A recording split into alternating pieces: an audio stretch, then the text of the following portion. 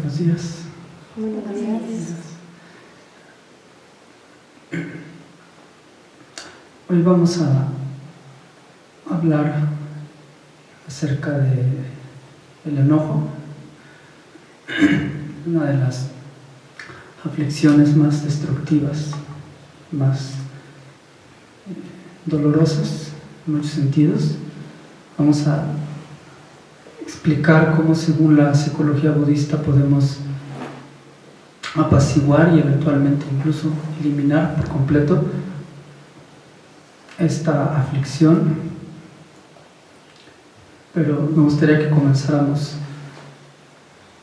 como es costumbre, y como comento en ocasiones, no como es costumbre solo porque me gusta seguir las costumbres o algo así, porque pues es costumbre, lo tengo que hacer, sino porque es importante el comenzar desarrollando una motivación apropiada.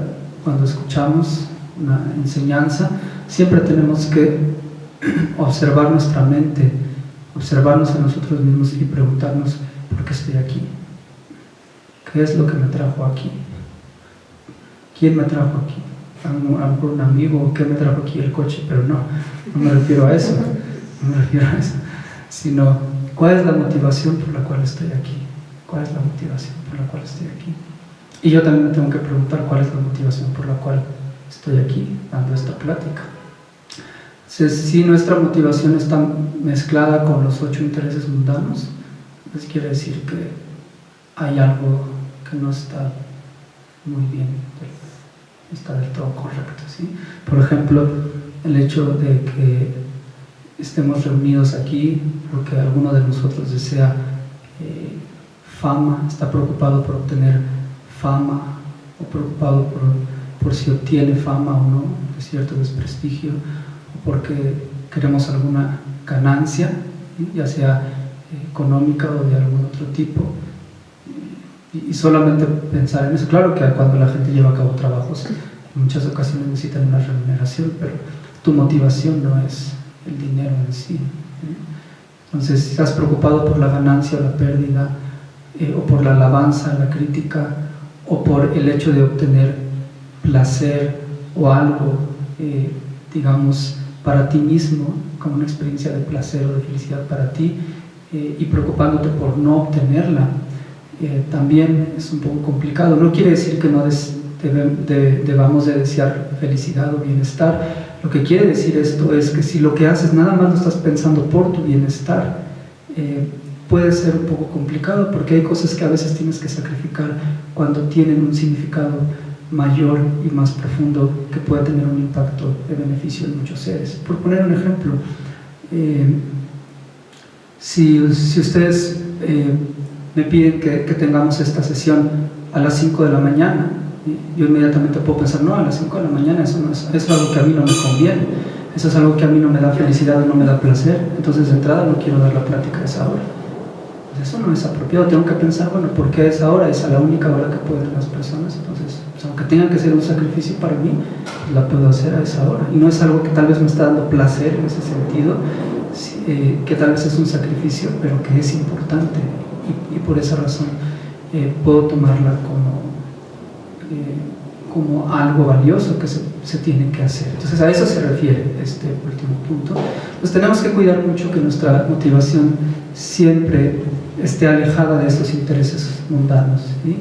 De estar preocupados por la fama o el anonimato, por la alabanza, la crítica, la ganancia, la pérdida, o el placer, o el tener una experiencia que no es placentera, ¿sí? Y de esa manera fundamentamos nuestra motivación de estar aquí, de escuchar realmente el hecho de querer ser mejores personas, y no solamente obtener beneficio para nosotros, sino para todos los seres, ¿sí? Absolutamente todos los seres. De otra manera, nuestro conocimiento no solamente no nos ayudará, sino que puede, no porque el conocimiento del Dharma deje de ser puro, sino por utilizarlo de manera incorrecta, puede terminar teniendo un resultado contraproducente, como una medicina muy potente y muy valiosa, que en sí tiene la capacidad de beneficiar, pero si no lo utilizas correctamente, te tomas mal la dosis, por ejemplo, pues te daña. No porque la medicina deje de ser buena, sino porque tú te la estás tomando incorrectamente.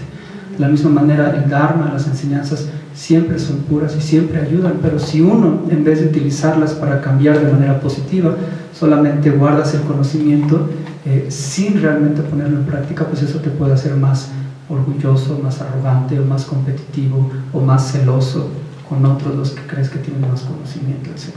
Entonces, es un punto importante. Y vamos entonces a comenzar hablando de el enojo, este tema, y obviamente para entender lo que es el enojo tenemos que primero comprender lo que son las aflicciones en general y sobre todo cuál es la raíz de las aflicciones. ¿Bien? La palabra en sánscrito para aflicción, o lo que yo generalmente traduzco como aflicción, es klesha, en tibetano nyomo, y la definición de una aflicción podría ser algo como un factor mental que perturba la mente y que nos quita la paz, mental. Esa es la definición de una aflicción, y lo que quiere decir esto es que en cualquiera de sus presentaciones, en cualquiera de sus intensidades, en cualquiera de sus contextos, este tipo de mentes siempre van a tener un efecto negativo, antes que nada para nosotros mismos, ¿sí? Claro que pueden tener un efecto negativo en otros, como si a través del odio dañamos a alguien físicamente, por ejemplo, pero antes que nada a nosotros mismos es el que nos va a dañar, nos va a perturbar. Ese es un aspecto fundamental que debemos de comprender. Ahora, ¿dónde y cómo están fundamentadas todas estas aflicciones? ¿De dónde surgen? Primero que nos tenemos que preguntar es ¿de dónde surgen? Y después lo que respondimos ahorita es ¿cuál es su actividad? Y también lo que nos deberíamos de preguntar es ¿se pueden eliminar o no? ¿O qué podemos hacer con ellas? ¿Sí? De entrada tenemos que identificar que en la psicología budista se dice que todas las aflicciones, como el enojo precisamente, como el apego, como la arrogancia, como la avaricia, como la codicia, como los celos, todas estas actitudes tienen su origen en la ignorancia. Y si uno comprende esta visión budista acerca de cuál es el origen, no solo del enojo, sino de todas las aflicciones, pues comenzamos a acercarnos a un método apropiado para eliminar estas. Ahora, lo que el budismo habla acerca de la ignorancia, y obviamente no vamos a entrar en muchos detalles ahora porque es todo un tema el investigar lo que es la ignorancia y lo que es la sabiduría correcta que comprende la realidad de manera directa, por ejemplo, que a veces decimos comprender la vacuidad, que es la carencia de existencia verdadera de los fenómenos. Pero vamos a tratar de ver un poco sencillos. ¿Y qué quiere decir ignorancia aquí? Podríamos decir que hay dos tipos de ignorancia, ¿sí? Un tipo de ignorancia es el mero desconocimiento de algo, ¿sí? El mero desconocimiento de algo, pero realmente cuando nosotros hablamos de ignorancia en este contexto, no nos referimos a el meramente desconocer la realidad, sino a una activa malinterpretación de la realidad, lo cual es muy diferente y los resultados que trae son también totalmente distintos. Tal vez el hecho de no conocer algo causa dificultades, pero no tanto como el hecho de tener una visión totalmente opuesta a esto, ¿sí? Como, por ejemplo, la diferencia entre no saber que matar a una persona es inadecuado o pensar que es adecuado, ¿sí? Ambas pueden traer dificultad, pero si no sabes que es inadecuado, tal vez pueda ser causa de cierto problema o confusión, pero no es tan grave como el hecho de tener una total malinterpretación y pensar que de hecho es adecuado matar a alguien. Es mucho más grave. Entonces, algo similar, el no conocer la realidad puede ser problemático, pero aquí ignorancia, con ignorancia nos referimos a una total malinterpretación de la realidad. La realidad existe de una forma y nosotros tenemos una noción o una visión de esa realidad como totalmente lo opuesto a lo que es, y eso es lo que empieza a causar dificultades, ¿sí? Entonces, en esencia, lo que el budismo establece como realidad tiene que ver con lo que se conoce como la originación dependiente, ¿sí? O la interdependencia, es decir, que no existen fenómenos aislados que tengan una existencia por sí misma, desde su propio lado, de manera permanente, unitaria, autosuficiente, como si existieran de manera concreta y totalmente aislada de todos los demás fenómenos, sino que son establecidos en base a causas y condiciones, en base a los componentes que los conforman, y por tanto son siempre interdependientes y existen en una interdependencia, ¿sí? Sin embargo, a pesar de que esta es la realidad, la mente tiende a pensar que los fenómenos existen de manera independiente, desde su propio lado, sin depender de otros factores, ¿sí?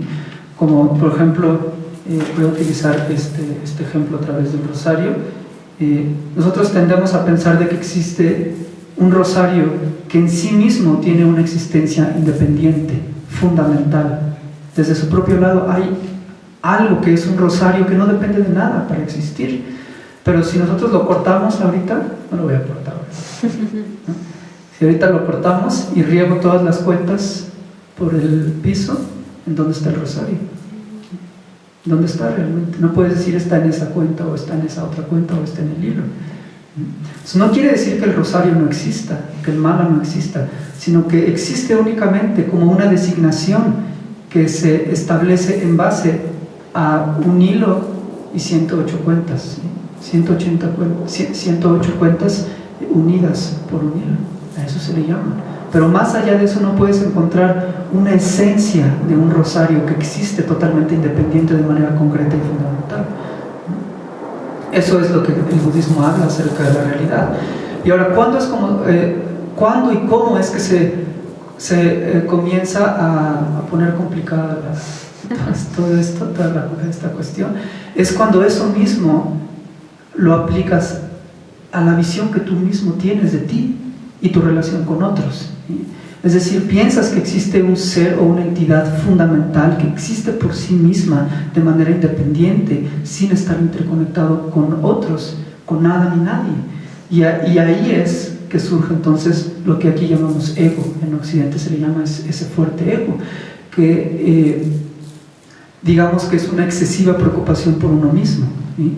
Una visión de aferrarnos a nosotros y desarrollar esta visión de autoimportancia, de pensar que eres más importante que otros, pensar que fundamentalmente eres más importante que los demás. ¿Por qué? Porque de este lado te observas como una entidad que existe totalmente separada de otros, y como no encuentras conexión real con los demás, piensas que hay una separación entre ti y los demás, y por esa razón que fundamentalmente tú estás separado y que fundamentalmente hay algo que tienes que proteger de este lado, y de ahí surge lo que se conoce la concepción del yo y lo mío, ¿sí? Y así es como se desarrolla ese aferramiento a pensar que yo y lo mío es más importante que otros y lo que tenga que ver con otros. Y de hecho, así, por tan sencilla que parezca la explicación, así es como surgen todos los conflictos del mundo. Todos, desde conflictos con tu pareja, con tus hijos, con tus amigos, con la familia, o entre pueblos, entre naciones, entre religiones. Todos los conflictos del mundo a lo largo de la historia han surgido de esa idea de que yo y mi religión es más importante que tú y tu religión, yo y mi creencia es más importante que tú y tu creencia, yo y mi país es más importante que tú y tu país, yo y mi raza es más importante que tú y tu raza, porque tenemos esa visión totalmente distante que nos hace pensar que hay algo en el yo y en lo mío que es fundamentalmente más importante que tú y lo que tenga que ver contigo. Y eso es una total malinterpretación de la realidad. Y de hecho, generalmente cuando doy este tipo de pláticas, lo hago como un ejercicio y quiero hacer el ejercicio con los que están aquí, con los que nos están viendo también en este video. Voy a decir algo en voz alta aquí en el micrófono y quiero que me digan cómo se escucha, ¿ok? Que sean totalmente honestos y me digan cómo se escucha. ¿Listos? Yo soy más importante que todos ustedes. Soberbia. ¿Soberbia? ¿Cómo se escucha eso? Pues hasta agresivo. ¿Agresivo? ¿Escucha algo agresivo? Egoísta. ¿Egoísta?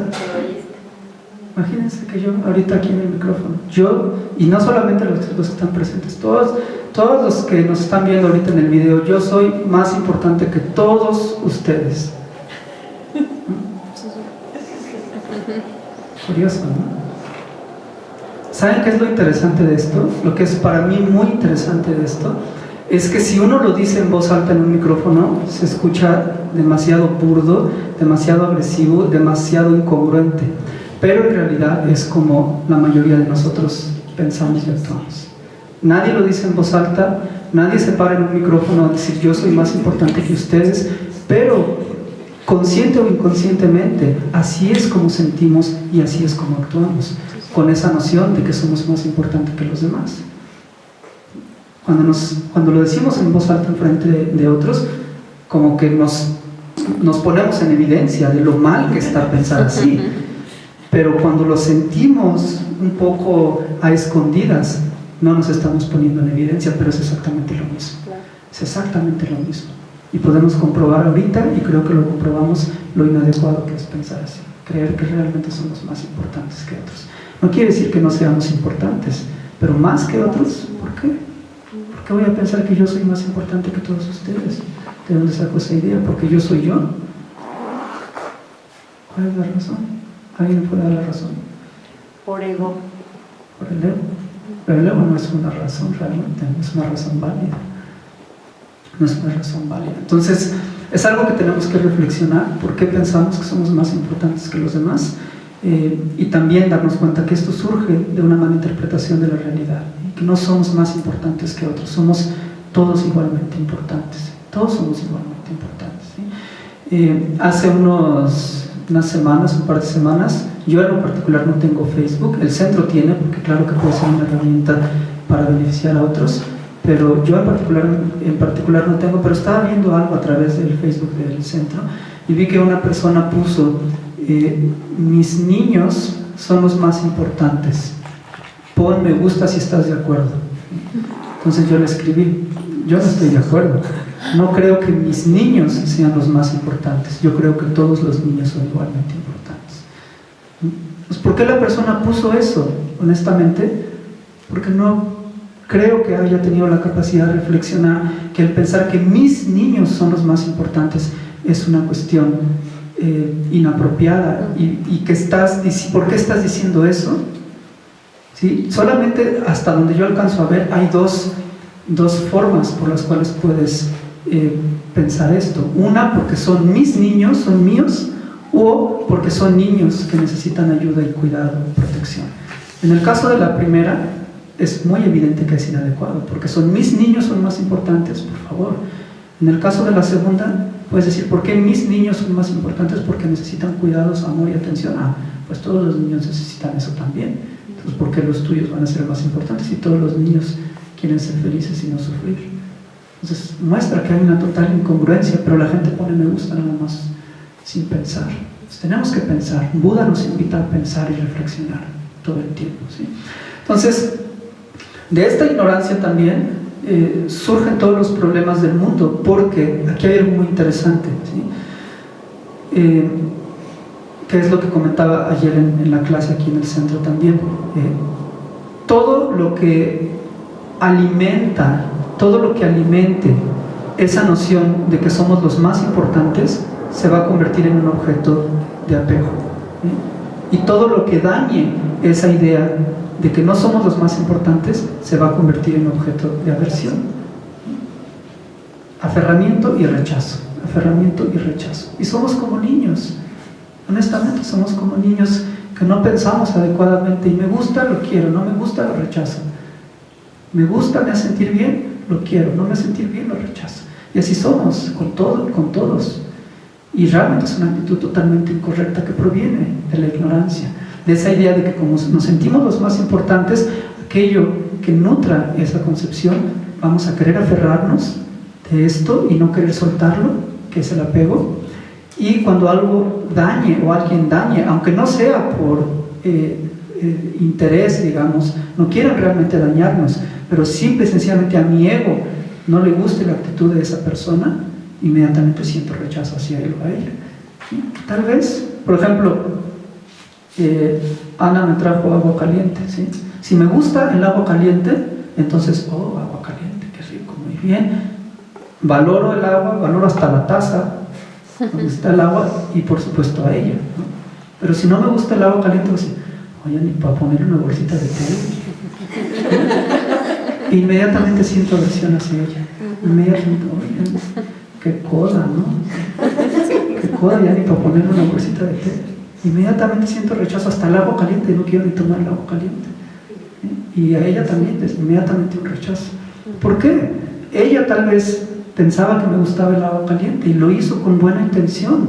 Realmente cuando la trajo fue con ese deseo de ayudar, de servir, de beneficiar, de generosidad.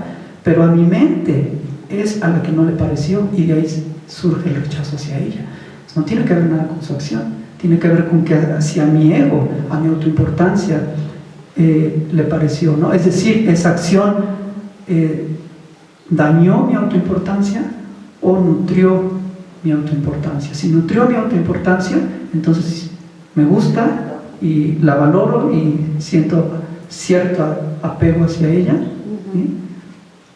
Y si dañó mi autoimportancia, inmediatamente rechazo, pero no tiene que ver nada con ella, absolutamente nada con ella, nada más trajo el agua con tal de beneficiar. Entonces, aquí nos podemos dar cuenta y ya en cierta manera comenzamos a entrar al tema del enojo. Te das cuenta que el enojo surge no por cómo otras personas se estén comportando, sino por cómo uno está reaccionando hacia otros, incluso aunque tengan una actitud negativa, ¿sí? Y eso es algo que vamos a investigar un poquito aquí, pero incluso aunque tengan una actitud negativa, no es del lado de la persona que el enojo existe o que el daño existe, sino es desde nuestra propia mente, donde se desarrolla, porque aunque una persona quiera dañarnos, uno puede escoger si quieres enojarte por ello o si quieres desarrollar paciencia y tener una mente tranquila. Técnicamente hablando, nadie te puede hacer enojar. Técnicamente hablando, el único que te puede hacer enojar es tu propia mente, eres tú mismo. Nadie te puede hacer enojar. El que te hace enojar es tu mente. ¿Por qué? Porque me insultaron en la calle. Depende cómo tú reacciones. Si te insultan en la calle y tú reaccionas con tranquilidad, entonces si el daño, el insulto en sí tuviera la capacidad en su propia naturaleza de dañarte, aunque tú practicaras la paciencia, de todos modos te enojarías, porque está la cualidad de el enojo en sí mismo como reacción en ese acto. No es verdad, no tiene por qué ser así. Entonces uno elige realmente, ¿sí? Y técnicamente hablando, por esa razón nadie nos puede hacer sufrir realmente, que es una buena noticia, de hecho.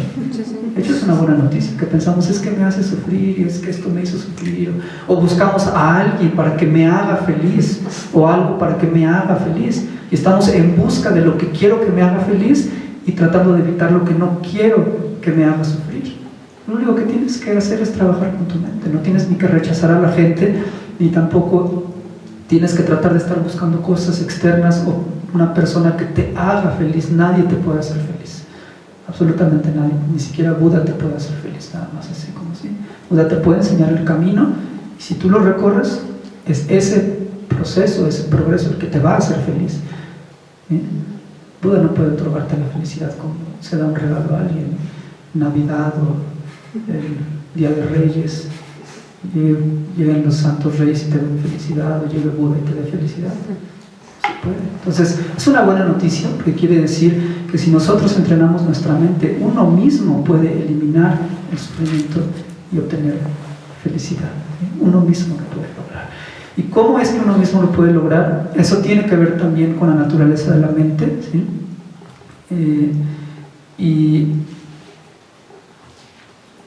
algo que estaba mencionando también ayer en la clase es cómo es que el budismo y por qué es que en la visión budista se habla no solamente de la posibilidad de apaciguar las aflicciones, sino incluso eliminarlas por completo, lo cual es una idea que no solamente las tradiciones de psicología occidental no poseen, sino incluso la mayoría de las tradiciones espirituales tampoco comparten. La mayoría de las propuestas de psicología o de transformación interior tienen que ver con el hecho de apaciguar las emociones negativas o las aflicciones, apaciguarlas, controlarlas, tratar de subyugarlas o intentar, digamos, controlar la mente para que éstas, a pesar de que están ahí en propensidad, no surjan, pero no hablan de la posibilidad de eliminarlas para siempre, por completo. Sin embargo, en el budismo sí. Y la razón de esto es con la propia visión que el budismo tiene acerca de la naturaleza de la mente. Bueno, de hecho, siempre utilizo el ejemplo del agua porque es bastante claro y sencillo de entender. Entonces, por ejemplo, si yo tenemos agua pura en esta taza y le echamos tierra y después agitamos y pues empezamos a mover la taza, pues obviamente ¿cómo se va a ver el agua? Se va a ver totalmente turbia y sucia. Pero la pregunta sería, ¿esa tierra o esa suciedad es parte de la naturaleza del agua? Si fuera parte de la naturaleza del agua, para empezar tendría que haber estado ahí desde siempre. Ni siquiera pudieras haber agregado tierra, ya hubiera estado ahí desde el cielo. Desde el momento que hay agua tendrá que haber tierra. Punto número 1. Punto número 2, no podrías purificar o filtrar el agua para obtener agua potable o cristalina. Sería imposible porque es parte de su naturaleza. Por ejemplo, el aspecto de calentar y quemar que tiene el fuego es parte de su naturaleza. Algo que es caliente y quema es la definición de fuego y es su naturaleza. Por tanto, siempre desde el principio de la historia donde existía fuego, existía calentar y quemar, no se le agregó después, ¿no? En algún momento el hombre neandertal ha dicho, oye, pues esa flamita como que no sirve de nada, ¿por qué no le agregamos un poquito de calor y capacidad de quemar para cocinar o algo así? No, siempre desde el principio estuvo ahí y nunca vamos a poder remover la capacidad de calentar y quemar del fuego, nunca, porque es parte de su naturaleza. Sin embargo, la suciedad que hay en el agua en este momento, en esta taza, no es parte de su naturaleza. Por tanto, no solamente podemos, como son las otras visiones de entrenamiento mental o de desarrollo interior, llegar al hecho de dejar de agitar la taza para que la tierra se asiente y aunque esté ahí todo el tiempo, temporalmente no nos esté afectando, sino que podemos llevar a cabo un proceso de filtración y purificación con tal de remover esas impurezas por completo y para siempre, porque no son parte de nuestra mente. Están ahí contaminándola temporalmente, pero no son parte realmente de nuestra mente. Si fueran parte de la naturaleza de nuestra mente, fíjense bien, es muy sencillo. Si el enojo fuera parte de la naturaleza de nuestra mente, ahorita en este momento tendríamos que estar enojados, porque es parte de la mente. Tendría que estar presente ahorita. Porque si la naturaleza del fuego es algo que es caliente y quema, ¿dónde está el fuego? Están presentes estos elementos. Entonces ahorita tendría que estar presente el enojo, porque es parte de la mente, tendría que acompañarlo siempre. Y sabemos que no es así. Temporalmente está nublando, contaminando nuestra mente, pero es algo que no es parte de nuestra naturaleza y por tanto lo podemos remover a través de un entrenamiento. Y lo mismo sucede con el apego, con la arrogancia, con la avaricia, con los celos, con todas las demás aflicciones.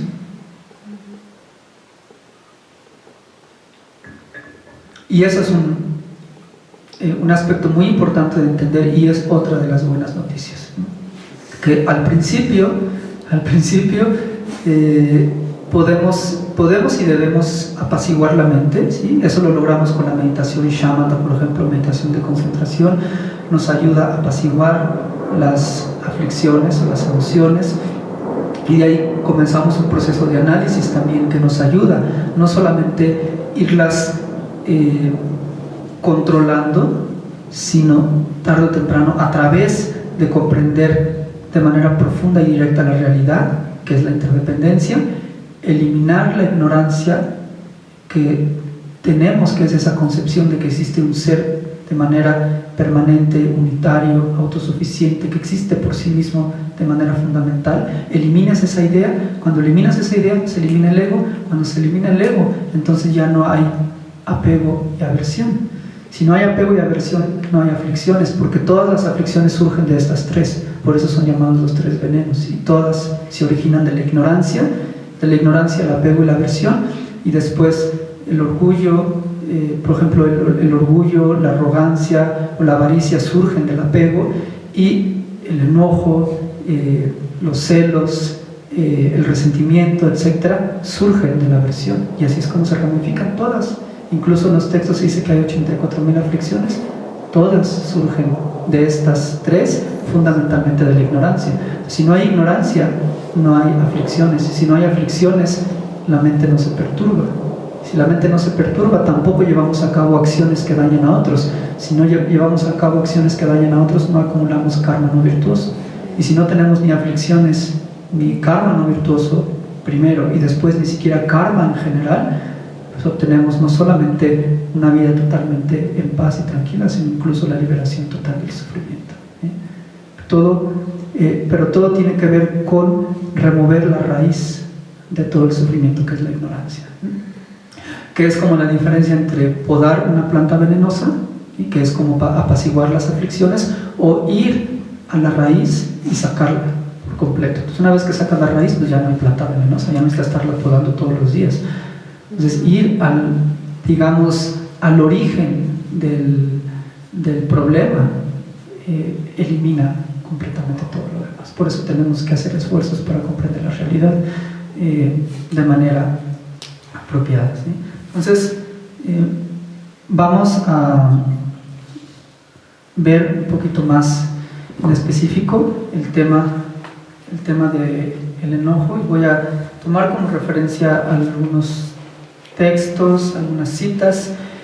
Ahorita voy a comenzar con una descripción muy breve de lo que es el enojo en La liberación en la palma de tu mano, de Pablo Rinpoché, donde dice: el enojo es un aspecto de la mente altamente perturbador que aparece cuando percibimos algo desagradable, enemigos, etc. Los objetos del enojo pueden ser los seres sintientes o objetos inanimados. Dichos objetos nos perturban y atormentan cuando entramos en contacto con ellos y generamos el deseo de dañarlos. Entonces, algo que quiero mencionar aquí, que creo que es importante, es esclarecer un poco lo que es la idea del enojo, en diferencia a lo que se concibe como enojo en Occidente y lo que realmente significa enojo en la tradición de la psicología budista, ¿sí?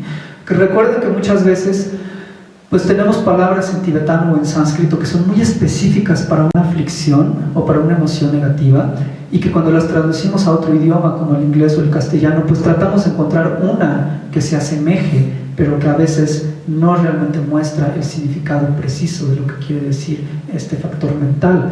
Y esto lo menciono porque en Occidente tenemos la idea, y que no es una idea equivocada de hecho, de que hay cierto enojo que es positivo, ¿sí? Que hay cierto enojo que es positivo, como por ejemplo, si escuchas que acaban de asesinar a unos estudiantes, por ejemplo, o que un perrito aquí en la esquina llegaron unos chicos y lo atormentaron de alguna manera, o alguna injusticia que tenga que ver con razas, con género, etc.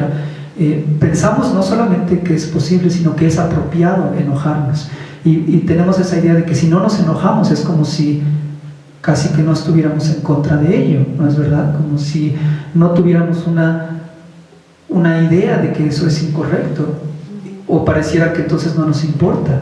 Y el enojo es como esa emoción que indica que estamos condenando esa acción o a esa persona y que tiene incluso que manifestarse como una reacción hacia esos aspectos negativos, ¿no?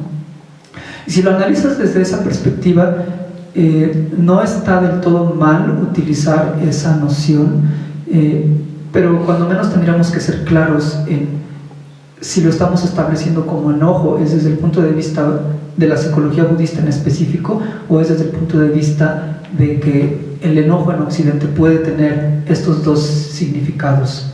Uno, como de una especie de molestia, que no necesariamente sería enojo literalmente hablando, que ahorita voy a explicar lo que la palabra kondro significa en tibetano, por ejemplo, sino que podríamos hablar de ese hecho de que cuando ves algo que es negativo tienes una sensación que condena esa actividad. ¿Sería como indignación? Podría ser como indignación, y no está mal utilizar la palabra enojo siempre y cuando sepas que no te refieres al enojo específico del cual habla la psicología budista. Y de hecho su santidad el Dalai Lama lo comenta de esa manera. Santidad el Dalai Lama sabe, obviamente porque él ha estudiado los grandes textos budistas, sabe que la palabra kondro, que es lo que se traduce como enojo en Occidente, siempre va a tener una connotación no virtuosa, que va a perturbar la mente y que va a tener algo negativo en sí mismo.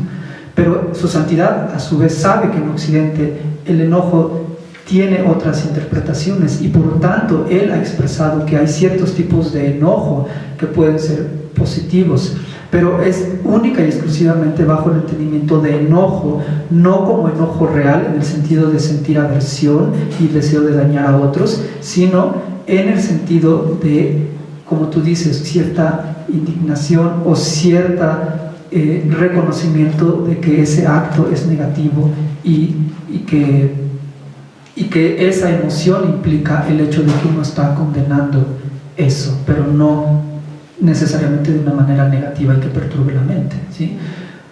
Como por ejemplo el hecho de que dos personas estén maltratando a un perrito aquí en la calle, pues obviamente vas a sentir algo, ni modo que nada más sientas y digas, oh, lo están maltratando, ¿no? Oh, al perrito lo están maltratando, ¿no? No, obviamente vas a sentir algo, vas a sentir que es algo inapropiado, tal vez vas a sentir una emoción que es muy similar al enojo, pero no se consideraría tal cual un enojo desde el punto de vista de la psicología budista, porque aquí enojo en el contexto de la psicología budista implica el hecho de que no soportas a esa persona o no soportas realmente esa actividad o ese objeto, e implica también el deseo de dañarlo de una u otra manera.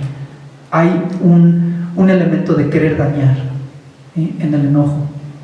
¿Sí? Entonces en este caso puede ser una emoción o una energía muy similar al enojo cuando ves que están maltratando a alguien, pero si no tienes realmente la intención de dañar, sino más bien de proteger, etc., no se consideraría técnicamente enojo, ¿sí?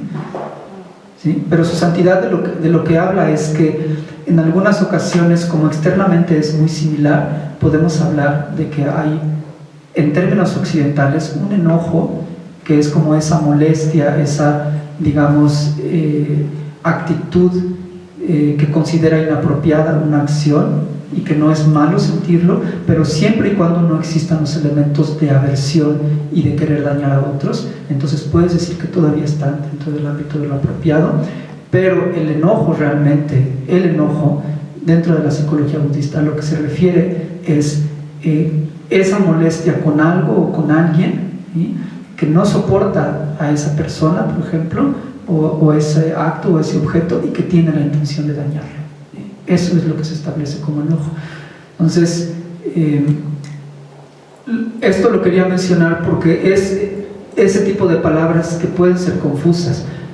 Y yo sé que si no lo explicamos, mucha gente, incluso de los quienes nos están viendo, pueden pensar, ok, entonces cuando vea que asesinan a alguien, cuando vea que violan a alguien, etcétera, no me voy a enojar, entonces eso está bien, entonces no voy a hacer nada, no debo de sentir nada. No, claro que podemos sentir, tenemos que sentir, en el sentido de que reconocemos que eso es algo que es totalmente inapropiado.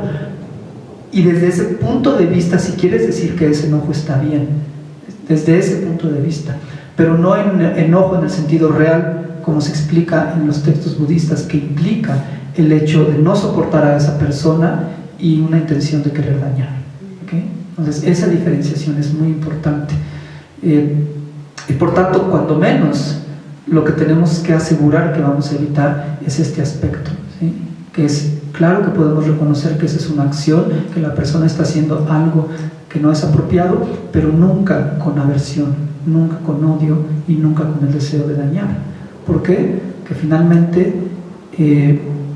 como vamos ahorita a ver en algunos versos del gran maestro Shantideva, el texto que escribió del Bodhisattva Charyavatara, o involucrándose en el camino del Bodhisattva, tiene un capítulo específico relacionado a la paciencia, que les recomiendo mucho a todos que lean, estudien en más detalle, pero ahorita vamos a tomar algunos puntos de este texto para ilustrar realmente cuál es la manera en la cual uno tiene que reaccionar. Entonces, más que mencionarlo ahorita, voy a esperar a que lleguemos a ese verso para poderlo explicar. Entonces, recuerden, la definición de una aflicción es algo que perturba nuestra mente y que siempre necesariamente va a tener un impacto negativo en nuestra propia conciencia y nos va a quitar la paz mental. Entonces, por esa razón tenemos que distinguir, si quieren, en el ámbito más occidental, que hay dos tipos de enojo. Uno que es una mera, digamos, sensación de no estar de acuerdo con algo, pero que no implica el hecho de tener aversión u odio hacia la persona, sino simplemente decir, oye, eso está mal. Y tal vez le vas a gritar y decir, oye, no hagas eso, y vas a mostrar una energía muy similar en el enojo, pero en tu corazón no hay aversión. Y la otra es el que es el enojo real, que es sentir aversión y ese deseo de dañar a otros. Y no solo le gritas por el hecho de querer proteger al perrito que están dañando y a él o a ellos mismos, sino realmente en la actitud de querer dañar a esa persona. Eso sería el enojo real y es el que definitivamente tenemos que evitar. Nos vamos a ver algunos versos del capítulo de la paciencia del Bodhisattva Charyavatara, y voy a mencionar los primeros versos que tienen que ver con las faltas de desarrollar enojo, ¿sí? Entonces, dentro de nuestro entrenamiento mental, lo más importante que tenemos que entender y, digamos, ganar experiencia es el hecho de saber identificar las aflicciones y saber identificar los antídotos para esas aflicciones, ¿sí? Y en ocasiones tenemos que ser diestros realmente en identificar para ese tipo de orgullo. Por ejemplo, el orgullo pues es una aflicción, pero que en particular se puede manifestar de varias formas, ¿sí? Y ya en particular puede ser manifestado de varias maneras. Entonces, tenemos no solamente que identificar cuál es el antídoto para el orgullo, sino específicamente para ese tipo de orgullo, cuál es el antídoto que nos funciona. Y es para el apego también. No es lo mismo tener apego hacia el cuerpo físico de una persona que tener apego a tus hijos, o que tener apego a un objeto material, o que tener apego a tu propio cuerpo, o a esta vida, o a muchas otras cosas. Entonces, no nada más es un antídoto para el apego, sino para qué tipo de apego en específico, qué antídoto puede servir. Y para el enojo también, ¿sí? El enojo puede tener como antídoto la paciencia, que es con lo que vamos a estar trabajando, pero también el amor. Por ejemplo, si tu enojo está dirigido hacia una persona, no solamente la paciencia ayuda a contrarrestar el enojo, sino el amor también, la compasión, la comprensión correcta de la realidad también, ¿sí?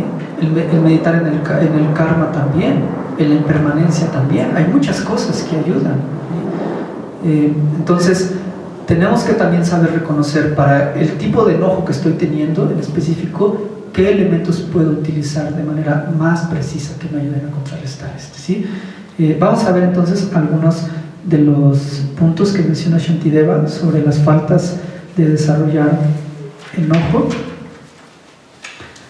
Y comienza en el primer verso de este capítulo diciendo: todas las acciones positivas, tales como venerar a los Budas y practicar generosidad, acumuladas durante miles de eones, serán destruidas en un momento de enojo.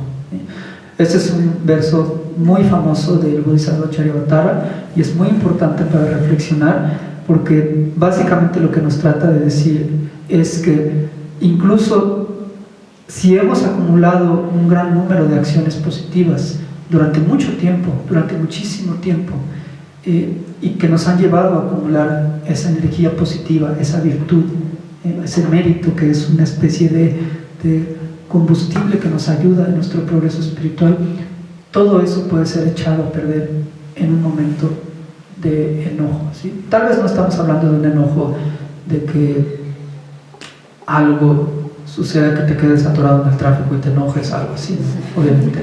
Obviamente no, se refiere a un enojo muy específico, y en los textos y en los comentarios también se hace investigación de a quién va dirigido y qué tipo de enojo exactamente se refiere, ¿no? Si se refiere a enojarse con un bodhisattva sabiendo que es bodhisattva o no, o si se refiere a enojarse a un bodhisattva independientemente de que sepas que es un bodhisattva o no, etcétera, ¿no? Pero tomando la esencia de este verso, que es lo importante, realmente lo que nos quiere decir es que el enojo es una emoción altamente destructiva, ¿sí? Y lo podemos relacionar de manera muy sencilla en nuestra vida diaria, si no tenemos que ni siquiera hablar de que méritos acumulados en vidas pasadas, etc. Simplemente podemos ver como una persona que ha tenido una vida pues, más o menos tranquila, más o menos dedicada al bienestar, etc., con un instante de enojo puede echar a perder su vida para siempre. Y hay muchos casos de personas que están en la cárcel, por ejemplo, o que ellos mismos fueron asesinados por un instante de enojo. Un instante se enojan, toman un arma y matan a alguien. En un instante se enojan y en ese momento es una energía tan fuerte y tan poderosa que te controla y haces algo que en tu sano juicio sería imposible que llevaras a cabo. Y hay muchos casos de personas así, que tenían una vida normal y en un momento simple y sencillamente se ven controlados por el enojo y su vida cambia para siempre. Para siempre. Entonces, eso habla de lo destructivo que es. El apego es muy diferente. El apego va entrando poco a poquito. Ya que entró, entonces ya sacarlo es muy difícil, ¿sí? El apego se dice que es como el aceite que impregna una tela, ¿no? Entra despacito, pero ya que de repente te das cuenta que tienes una mancha de aceite en tu pantalón o en tu blusa o en tu hábito, no viste ni cómo entró, pero ya no lo puedes sacar de ahí. Es muy difícil. El enojo no es así, el enojo es como una chispa de fuego. Por eso se dice que es muy destructivo. Y así como una sola chispa de fuego puede crear un incendio forestal, también un instante de enojo puede destruir la felicidad de otros, cuando menos en el sentido físico. Obviamente el aspecto de felicidad en sí, como yo mencionaba, uno mismo lo debe desarrollar, pero a lo que me refiero es que puedes terminar matando a alguien. A eso es a lo que me refiero. Y sobre todo a uno mismo, puedes echar a perder completamente tu vida. Entonces, aquí comienza Shantideva mostrándonos que la falta del enojo no es cualquier cosa, es algo que realmente es muy delicado, que tenemos que tomar en cuenta lo destructivo que puede ser, ¿sí? Después dice: no hay negatividad como el odio, ni fortaleza como la paciencia. Por tanto, deberé esforzarme para meditar en la paciencia de diversas maneras. Mi mente no experimentará paz si guarda pensamientos dolorosos de odio. No encontraré alegría o felicidad. Incapaz de dormir, me sentiré inquieto. O sea, aquí también nos habla de que no solamente el enojo es capaz de destruir tantos méritos acumulados desde mucho tiempo atrás, detiene nuestro progreso espiritual, sino incluso en cosas muy de la vida diaria empieza a afectarnos, ¿sí? Empieza a afectarnos de una manera muy real y muy concreta, que es simple y sencillamente el traer infelicidad a nuestra mente, al grado de no poder ni siquiera dormir. Y como dice aquí en el siguiente verso, El jefe que tenga odio estará en peligro de ser asesinado incluso por aquellos que dependan de su bondad para su riqueza y felicidad. Por ello, los amigos y parientes se sienten descorazonados, aunque estén atraídos por su generosidad, no confiarán en él. En resumen, no hay nadie que viva feliz con enfado. Entonces, no solamente se trata de una cuestión profunda de espiritualidad, de que tan pronto vas a alcanzar la iluminación, o que si el mérito acumulado desde tiempos sin principio o durante eones se puede echar a perder o no. Dejemos todo eso a un lado, dejemos a un lado las vidas pasadas, las vidas futuras, el mérito, la iluminación, todo eso. Nada más de manera concreta en esta vida, aquí y ahora, el impacto que tiene. De quitarnos completamente la paz, la felicidad, e incluso en nuestra propia interacción con otros, en nuestro propio trabajo, en nuestro propio estudio o en cualquier actividad que estemos haciendo, el impacto tan negativo que va a tener, ¿sí? Como menciona aquí el texto. Imagínense un jefe, el dueño de una empresa, o alguien que tiene realmente cierto poder y ciertas cualidades que incluso lo pueden llevar a su bienestar, pero debido a esta aflicción, todo lo que podría ser una causa para su bienestar se viene en contra, ¿sí? Los empleados lo único que quieren hacer es dañarlo, o sus compañeros de trabajo también, sus socios, su familia, sus amigos, ¿sí? Esa persona, si tal vez tiene riqueza, pues va a tener amigos, entre comillas, pero van a ser amigos de su dinero más que de él. Pero si en algún momento esa persona pierde su dinero, inmediatamente lo van a abandonar otros. ¿Por qué lo van a abandonar? Pues porque es lógico, si esa persona está teniendo una actitud totalmente negativa y todo el tiempo está siendo agresivo, pues otros lo van a abandonar de una manera natural. Entonces, ¿qué pasa si nosotros nos vemos en esa situación? ¿Cómo nos debemos de sentir? El hecho de pensar cómo mi enojo puede echar a perder no solo mi vida espiritual, sino incluso mi vida en el sentido de mi trabajo, mi familia y mi salud. ¿No es cierto? Entonces, el enojo es realmente el enemigo que destruye completamente toda nuestra felicidad.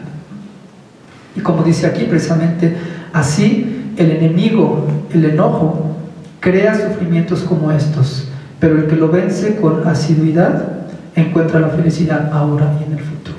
Entonces, el enojo realmente es el creador de toda nuestra infelicidad y nuestros problemas, pero también la buena noticia ahora es que si eliminamos el enojo, pues vamos a encontrar toda la paz y la felicidad que deseamos en nuestra mente. Y no solo eso, sino que en nuestro trabajo, pues obviamente tal vez va a haber problemas como siempre, pero si tenemos una buena actitud, pues es mucho más fácil que podamos incluso mantener nuestro empleo, y si no, que podamos obtener otro, etcétera, ¿no? Y esto me recuerda en una ocasión una persona que fui a visitar y que estuvo platicando conmigo una situación muy desesperada. Tiene dos niños, uno de ellos enfermo, los dos, de hecho los dos, la chica es ciega, me parece. La chica es ciega y su hijo tiene un problema mental también, un problema de desarrollo mental, una situación muy difícil, y se acababa de quedar sin trabajo y no tenía pareja.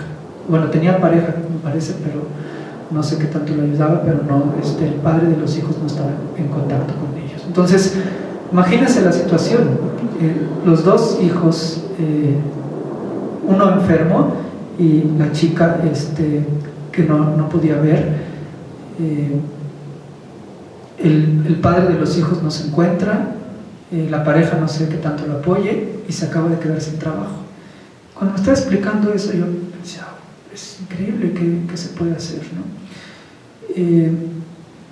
Después, no estoy seguro, pero después me enteré que la razón por la cual perdió su empleo era por un problema de actitud, de esta persona. Y decía que no podía encontrar trabajo, etcétera, y yo decía, es que esto cambia el panorama. Cuando escuché eso, cambió el panorama completamente. Es que no es tanto la cuestión de víctima en el sentido de que es que me corrieron, etc. Es por el problema de actitud que perdí el empleo. Y es tal vez por el problema de actitud que no puedo encontrar otro. Entonces es un ejemplo muy claro de cómo nuestra actitud realmente puede ser una gran causa de nuestros problemas. Si esa persona tal vez hubiera tenido una buena actitud, no hubiera perdido el empleo, o no hubiera sido tan difícil encontrar otro, hubiera tal vez perdido, pero ellos mismos, los compañeros de trabajo, etcétera, si saben que es una persona, la sienten a alguien muy cercano, un amigo muy querido, debido a esa actitud, le hubieran tal vez ayudado a conseguir otro, o lo hubieran apoyado en su problema, pero tal vez la persona estaba sola por su actitud, y no tanto por la cuestión de que los hijos están enfermos, de que el esposo no está, y de que no perdí, y de que perdí el empleo, sino tal vez por la actitud. Entonces es una cuestión muy profunda, muy interesante, ¿sí?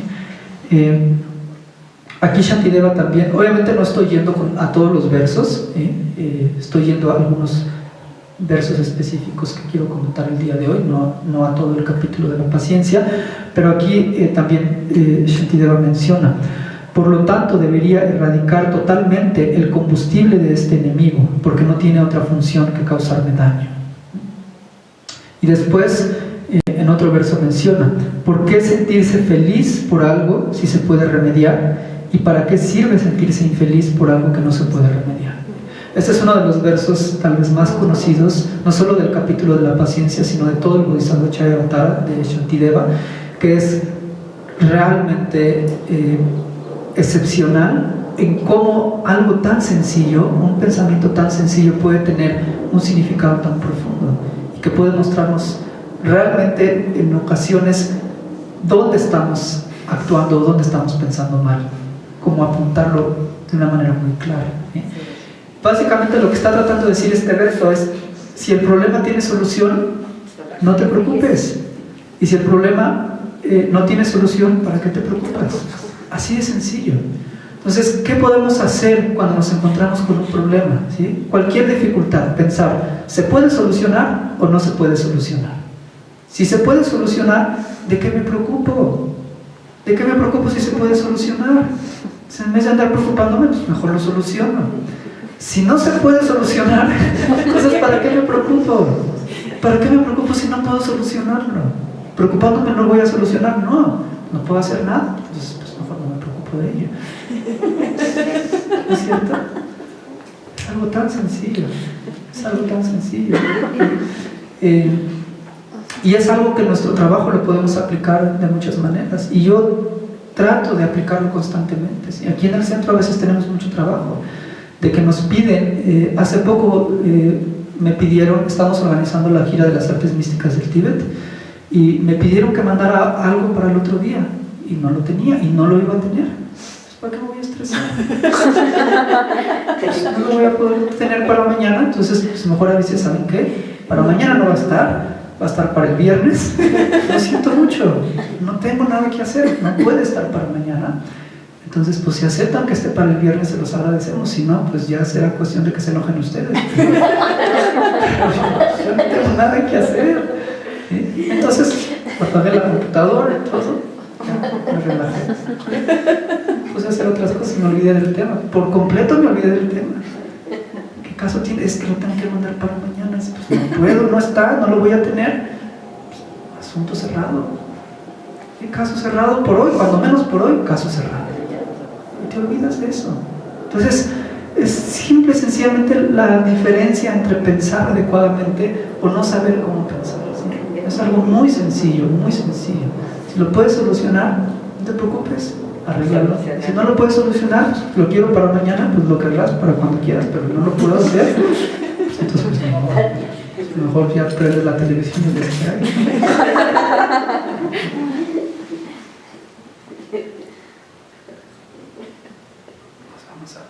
Pasar a otro verso. Este es otro verso muy importante del Bodhisattva Charyavatara, que también habla de algo fundamental, y dice: los guerreros victoriosos son los que no teniendo en consideración todo el sufrimiento, vencen a los enemigos del odio, etc. Los guerreros comunes solo matan cuerpos. ¿Qué quiere decir este verso? Nosotros tenemos esa idea de que los grandes héroes o victoriosos en las batallas son los que van y protegen, y no estoy tratando de decir en lo más mínimo que no sea valioso el trabajo de aquellas personas que tratan de proteger a sus pueblos, etc. No es en lo más mínimo la comparación. Lo que me refiero es que lo que quiere decir este verso es que nosotros pensamos que un héroe tal vez es alguien que agarra una arma y es capaz de eliminar a 10, 20 o 500 enemigos. Pero realmente los enemigos no son personas. Los enemigos no son personas, y la manera de eliminar a los enemigos no es matando a las personas. El enemigo es el odio, y la manera de eliminar a los enemigos es a través de erradicar la visión que tienes de que ellos son enemigos. Esa es la manera de erradicar al enemigo. Por ejemplo, como se dice comúnmente, la mejor manera de eliminar a un enemigo es haciéndolo tu amigo. Así de simple. Entonces lo que quiere decir esto es que los victoriosos en batalla no son aquellos que matan al enemigo externo, sino aquellos que eliminan al enemigo del odio, y por tanto dejan de ver a otros como enemigos. Ya no existe el enemigo. ¿Por qué? Porque se ha convertido en tu amigo. Entonces, la mejor manera de eliminar a tu enemigo es haciéndolo tu amigo. No quiere decir que necesariamente tengas que mandar una invitación por Facebook, o mandarle un regalo o algo así, pero en tu corazón. Tal vez es una persona que si es problemática y que sabes que no va a funcionar el hecho de que le mandes una invitación en Facebook, sabes que te la va a rechazar, pues tal vez no se la vas a mandar, pero en tu corazón no lo vas a ver como un enemigo, no vas a ver como alguien hacia quien tienes aversión. Si no me enfado con la bilis y similares, aunque causan un gran sufrimiento, ¿por qué me enfado con los que tienen mente? Ellos también están determinados por las condiciones. Entonces aquí la bilis es un ejemplo de diferentes desbalances. Acorde a la medicina tibetana, las enfermedades surgen por el desbalance de los tres humores: la bilis, la flema y el viento. Entonces aquí lo que quiere decir bilis es, pongamos el caso de cualquier enfermedad, por ejemplo el hígado. Si no me enfado con el hígado, aunque causa un gran sufrimiento, ¿por qué me enfado con los que tienen mente? Ellos también están determinados por las condiciones. Entonces, cuando te enfermas del hígado, pues no te enfermas con el hígado. No dices, oye hígado, ¿por qué te pones así, no? Tú sabes que es por algo que tú mismo comiste, que es porque tú mismo no estás haciendo ejercicio, no te estás cuidando, o tal vez tiene que ver con el ambiente o con muchas cosas, pero no te enojas con el hígado. ¿Por qué te enojas con la gente? Si ellos también están sujetos a condiciones, y esas condiciones también tienen que ver contigo mismo. También tiene que ver contigo mismo. Y eso viene en otros versos más adelante. ¿Por qué tiene que ver contigo mismo? Entonces no es que una persona simplemente de la nada te cause daño. Nadie daña a otros por gusto. Es porque están controlados por una mente aflictiva, están controlados por las emociones negativas. Nadie se despierta en la mañana con una total paz interior después de hacer su contemplación, su meditación, de tener paz y decir, después de esta meditación voy a salir a insultar a otros, a dañarlos, voy a sentir aversión, me siento tan en paz que voy a salir a insultar a otros en la calle. Obviamente no. Es precisamente porque estamos controlados por las emociones negativas, por el estrés, por el enojo, que insultamos a otros y que a veces los dañamos. Entonces, cuando alguien nos insulta en la calle, en el tráfico, tienes que pensar, pues, es porque obviamente está sufriendo mucho de estrés, de perturbación. Y ese entendimiento te ayuda a no necesariamente sentir una molestia hacia esa persona. Igual que se da esta enfermedad, aunque no se quiera, las aflicciones mentales surgen insistentemente, aunque no se deseen, que es un poco como lo que acabo de mencionar, ¿sí? No tienes por qué no tienes por qué enojarte, con la enfermedad, porque uno no se enferma porque quiere. Entonces tampoco tienes por qué enojarte con las personas que te dañan, porque no te están dañando porque quieren. A pesar de que uno dice, pues ¿cómo que no me quiere dañar? Claro que me quiere dañar. De manera externa puedes decir que te quiere dañar, pero de manera interna no te quiere dañar. De manera interna te está dañando porque está controlado por una emoción negativa, totalmente controlado, ¿sí? Y si una persona, por ejemplo, que tuviera Alzheimer, ¿sí? Un familiar, por ejemplo, un familiar cercano, si tiene Alzheimer y llegas a su casa y te insulta, ¿te vas a enojar con él o con ella? ¿Por qué no? Porque sabes que está controlado por una enfermedad. Pero ¿por qué te enojas con una persona que está controlada por la enfermedad del enojo? Es lo mismo, exactamente lo mismo, no tienes por qué molestarte.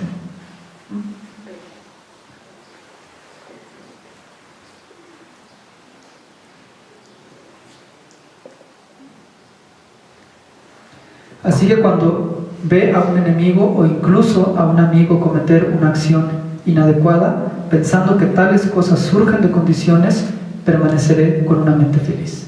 Así nos damos cuenta que todo surge por algo y que no es una persona que existe de manera inherente, como algo concreto, que es malo, es malvado y que me hace sufrir, sino que es alguien que está controlado por su mente también, que está sufriendo y que uno mismo también, si no ahorita en algún momento puso las causas para que esto sucediera, te das cuenta que no tengo por qué ver como malos y buenos y crear una realidad de ese tipo, sino darme cuenta que tiene que ver con cosas mucho más sutiles y que la persona que me está dañando lo está haciendo porque está sufriendo, no por gusto, absolutamente no por gusto.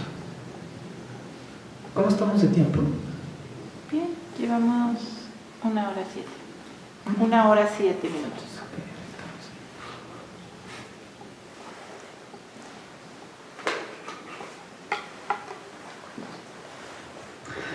Si las cosas surgieran por elección, como nadie desea sufrir, no habría sufrimiento para ningún ser. Este es un punto importante. Si las cosas surgieran por elección, como nadie desea sufrir, no habría sufrimiento para ningún ser. Entonces, si uno estuviera realmente eligiendo lo que quiere hacer, pues como nadie quiere sufrir y nadie quiere que su mente se perturbe, pues no existirían las perturbaciones y por tanto no existiría el daño y no existiría el sufrimiento. ¿No es verdad? Nadie de nosotros, como yo comentaba, se levanta en la mañana y dice, quiero que mi mente se perturbe y en base a eso dañar a otros. ¡Wow! Es increíble. Me voy a sentir tan bien por eso. Nadie. Si fuera una cuestión de elección, todos elegiríamos el tener una mente en paz, tranquila. Y por tanto, no tendríamos por qué dañar a otros.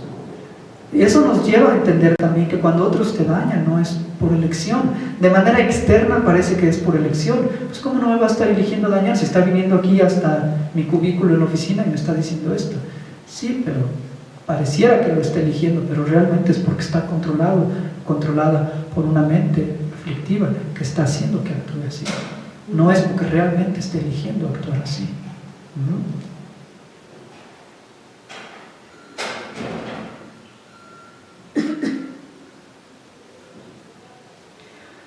Si cuando están bajo la influencia de conceptos perturbadores, las personas incluso se matan a sí mismas, tan preciadas, ¿cómo se puede esperar que no causen daño a los cuerpos de otros seres vivos?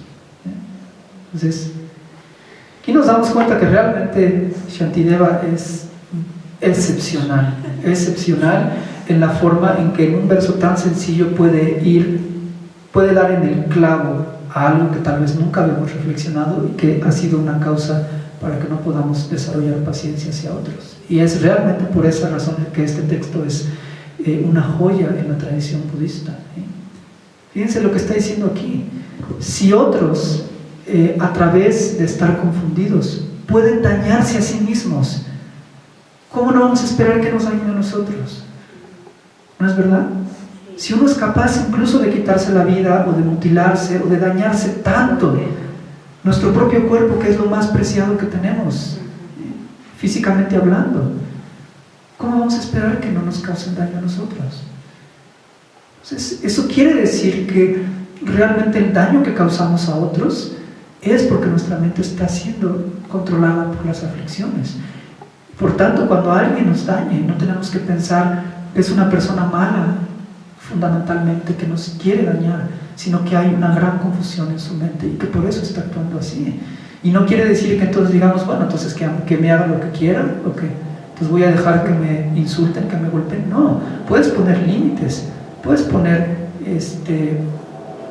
establecer límites claros y hablar con la persona y hacer algo para que no te dañen a ti y a otros, pero sin necesidad de ver a esa persona como una entidad malvada y que realmente está actuando así porque quiere hacer daño a otros, sino ver más las cosas acorde a la realidad y darnos cuenta que está siendo controlada por la ignorancia, por sus aflicciones y que está sufriendo mucho. La persona que más está sufriendo es la que más daño está haciendo. Entonces, algo que comento a la gente también es, una manera muy sencilla de ver esto es, si una persona me está dañando un poquito, por ejemplo un amigo, pero que de vez en cuando tiene alguna actitud hiriente, quiere decir que su mente está un poquito perturbada y por tanto pues está sufriendo un poco por ello. Pero si una persona me está dañando mucho, quiere decir que su mente está muy perturbada y por tanto está sufriendo muchísimo por ello. Ese es punto número 1. Punto número 2, si aprendemos a ver a todos como nuestros hermanos y hermanas, ya sea porque tenemos la idea de que todos somos hijos de Dios y por tanto somos hermanos, o porque meditamos en el hecho de que todos los seres han sido mi madre en vida pasada y que por tanto tengo que sentir esa bondad y conexión natural con los demás, o simple y sencillamente porque todos quieren ser felices y nadie quiere sufrir, y el hecho de que nos dañen tiene que ver porque están controlados por sus emociones. Eso nos lleva a sentirnos cercanos a los demás. Entonces, aquí lo importante es que entre más te daña a alguien, quiere decir que más está sufriendo. Si te está dañando más, quiere decir que estás siendo controlado de manera más fuerte por sus mentes aflictivas y por tanto estás sufriendo mucho más que cualquier amigo que te trate bien. Y esto lo que nos debe de llevar es a poner más énfasis en esa persona. Es quien más ayuda necesita. Por ejemplo, un doctor, si está en su consultorio y llega una persona con un dolor de estómago y llega una persona de urgencia porque se está desangrando, ¿a quién va a atender? No decir, no, tiene que esperar su turno, ¿no? Igual algunas instituciones, no voy a mencionar nombres, no voy a mencionar nombres, pero algunas instituciones tal vez son muy burocráticas y dicen, no, pero van por turnos, ¿no? Se está desangrando mi esposa, pues sí, pero pues van por turnos, lo siento, ¿no? La señora nada más tiene, la otra persona que va primero en la fila nada más tiene gripa, pero llegó primero, ¿no? La manera correcta de actuar no sería, es decir, pues usted habrá llegado primero, pero lo siento, tenemos una urgencia, ¿no? Entonces es algo similar. Realmente los urgentes para ayudarnos son tus amigos, honestamente. Los que más necesitan ayuda no son tus amigos que te tratan bien, porque tal vez no están tan mal. Son aquellos que te están causando daño porque son tus hermanos también, pero son aquellos que más están sufriendo y por tanto son los que necesitan más ayuda, ¿no?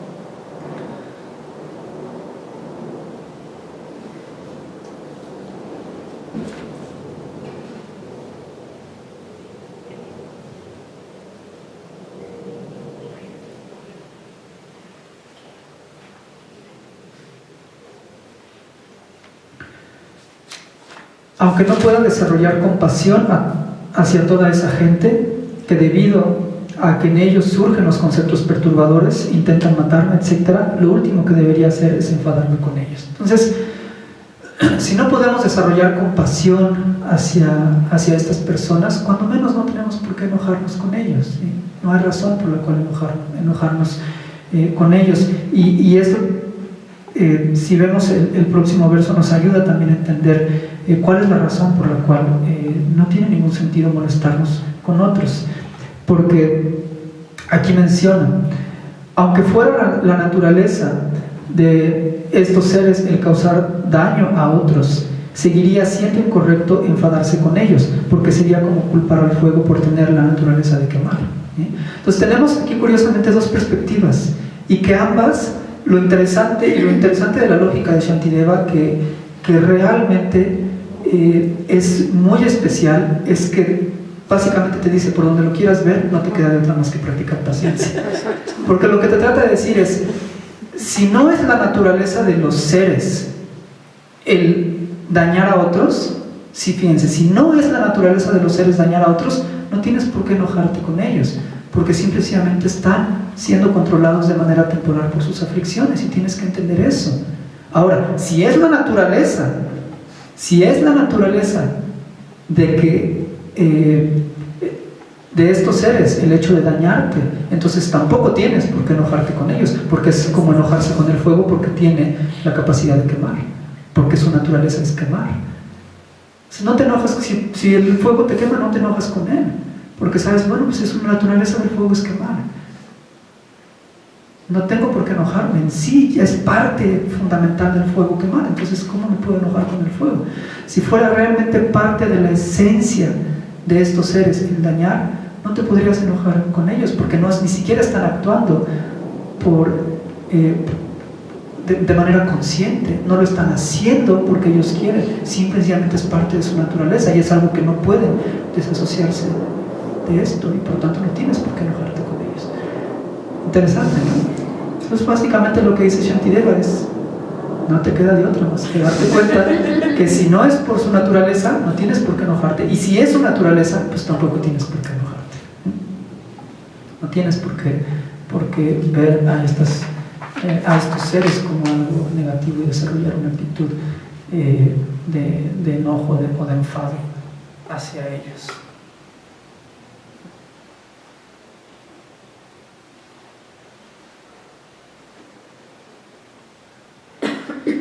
Y aquí viene otro de los versos importantes del Bodhisattva Charyavatara, que es muy interesante, muy interesante.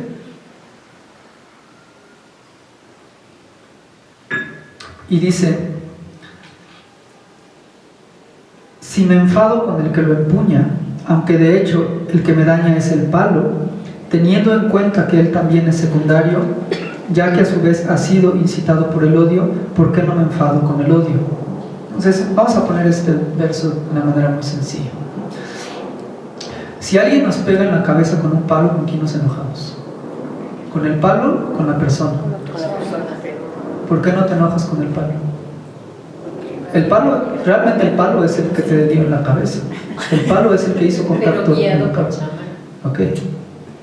¿Y por qué no te enojas con el enojo de la persona si la persona fue guiado por el enojo? Exactamente la misma lógica. Exactamente la misma lógica. Tú dices: me enojo con la persona porque el palo lo controló la persona. Si es así, entonces enójate con el enojo de la persona, porque fue quien realmente controló a la persona y controló al palo. No te enojes con el que está en medio. Si te vas a enojar con la fuente, si te vas a enojar con... volvemos a lo mismo. Tenemos dos opciones: o enojarte con la fuente principal que te hizo sangrar la cabeza, que es el palo, o enójate con el origen, digamos, fundamental, que es la causa, la raíz de ese daño. Entonces, el objeto o el aspecto principal que te dañó, en el sentido de que literalmente te dañó, de hecho es el palo. Entonces, pero no te enojas con el palo. Entonces dices: ok, me voy a enojar entonces con la fuente del daño, pero la fuente del daño no es la persona, es la aflicción de la persona. Entonces nada más tienes esos dos: o te enojas con el palo o te enojas con el enojo. No tienes por qué enojarte con la persona, eso está en medio nada más. No es ni realmente el que te dañó, ni es realmente el que causó eso. Es un verso muy interesante, es muy, muy interesante, porque nos damos cuenta cómo realmente no pensamos de manera apropiada. Y lo que dice Shantideva: si te vas a enojar, enójate realmente con el culpable, y el culpable no es la persona, es la aflicción que está controlando a la persona. Si te vas a enojar con lo que físicamente te dañó, entonces no te enojes con la persona tampoco, enójate con el palo. O sea, ¿quién escogen? ¿Al palo o al enojo? Ya te ríes. La realidad es que no escogemos a ninguno de los dos, siempre escogemos a la pobre persona que está en medio de todo eso. Es un verso muy, muy interesante.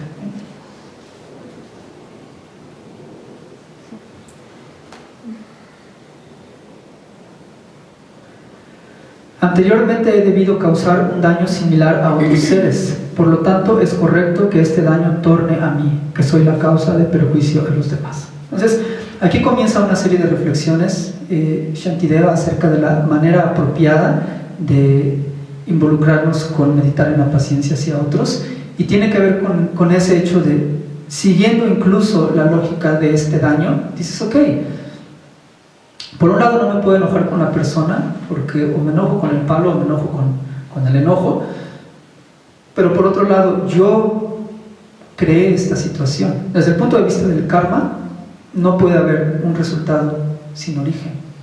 Uno tuvo que haber hecho algo en el pasado, sea en esta vida o en una vida anterior, para que eso sucediera, para que eso sucediera finalmente. Entonces te das cuenta que no es una persona mala en esencia haciendo daño a una persona que totalmente desprovista de toda responsabilidad, sino que tú algo hiciste en el pasado para, no digamos ser culpado por esto o merecer esto en el sentido, sino simplemente es causa y efecto. Si tú plantas una semilla de chiles, pues lo que te van a dar son chiles. Si tú en un momento anterior dañaste a otros, pues lo que obtienes es daño. No quiere decir que sea un castigo, que uno deba de sentir culpa o algo así, sino que es simplemente el resultado natural de nuestras propias acciones. Tanto el arma como mi cuerpo son las causas de mi sufrimiento. Si él hizo que surgiera el arma y yo el cuerpo, ¿con quién me debería de enfadar? Entonces es un verso un poco curioso, ¿no? Es un poco simpático este verso, en el sentido de que si lo ves como reflexión puedes pensar, bueno, ¿con quién me enojo? Con la persona, con el enojo de la persona, con el palo o con mi cabeza. Mi cabeza también, ¿para qué está ahí mi cabeza, no? Y yo puse las condiciones para que mi cabeza estuviera ahí. Es una manera de reflexionar que realmente no son nada más condiciones externas. Y aquí poner la cabeza quiere decir que obviamente si uno no hubiera puesto las condiciones para que esa acción se dé, no hubiera sucedido. Eso es lo que significa que tú desde tu lado estás poniendo tu cuerpo, ¿no? Y por tanto puedes enojarte con tu propia cabeza, o podrías en dado caso enojarte contigo mismo por haber creado esa situación en el pasado. Entonces no quiere decir que a lo que nos lleva esta reflexión es a que te debas de enojar contigo mismo, sino que así como es ilógico enojarte contigo mismo, también es ilógico enojarte con otra persona. Que no quiere decir nuevamente que debas de dejar que otros te dañen, ¿sí? Recuerden, la diferencia entre la paciencia y la debilidad es que la debilidad es el hecho de que tú quieres en tu interior contrarrestar el daño, ¿sí? Quieres desquitarte, por así decirlo, del daño que te están causando, pero no puedes, no te sientes capaz de hacerlo por alguna cuestión física o mental, no tienes, digamos, los medios para llevarlo a cabo, pero quieres en tu interior hacerlo.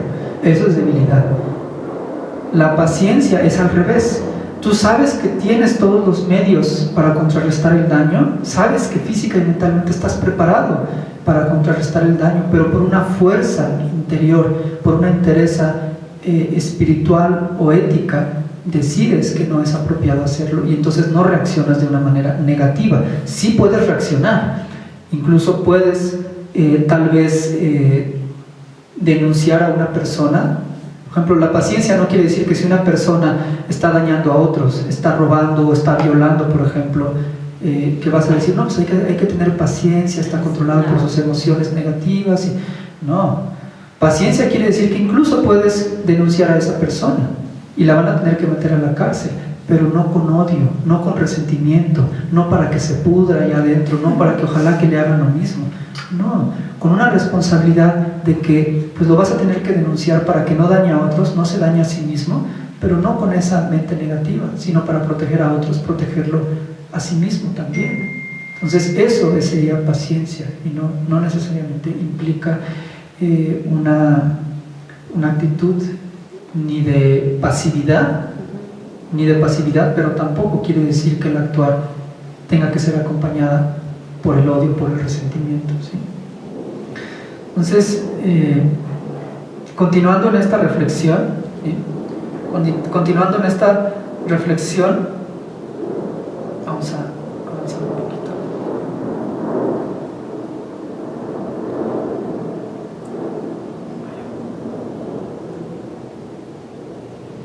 Okay. instigados por mis propias acciones, surgen los que me causan daño. Si por estas acciones caen en los reinos infernales, no es seguro que soy yo quien estoy destruyéndolos. Pues los reinos infernales se refiere al reino de los narakas, que es uno de los tipos de existencia muy desafortunados en los cuales uno puede renacer debido a nuestras acciones. Y voy a leer el siguiente verso para dar la explicación de esta reflexión, que es realmente interesante.